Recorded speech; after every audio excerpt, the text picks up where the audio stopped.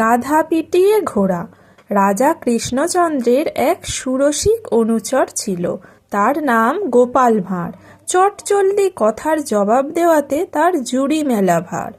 ছোটবেলা থেকেই তার কথা বলার ধরনে সবাই অবাক হয়ে যেত, এমনকি পরিচিত বৃদ্ধ বয়স্ক মানুষজনেরাও বুঝে শুনে কথা বলতো, নইলে যে কোনো মুহূর্তে গোপাল তর্ক বাঁধিয়ে বসবে, আর তর্কে ওর সঙ্গে পেরে ওঠা খুবই মুশকিল ব্যাপার।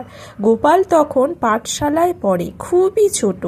একদিন পাঠশালায় পড়াতে পড়াতে গুরুমশাই ভীষণ রেগে গোপালকে বললেন, তোর দ্বারা কিচ্ছু হবে না, তুই একটা আস্ত গাধা। গুরুমশাইয়ের কথা হয়ে যাওয়ার সঙ্গে সঙ্গেই গোপাল জবাব দিল, গুরুমশাই, তাহলে তো ঠিকই আছে, আপনার কাজ তো গাধা পিটিয়ে ঘোড়া তৈরি করা, আমাকে নিয়ে আপনি তাই শুরু করে দিন। গোপালের এই কথার পরে গুরুমশাইয়ের আর কি বলার থাকতে পারে, অবাক বিস্ময়ে অন্যদিকে মুখ ফিরিয়ে থাকেন।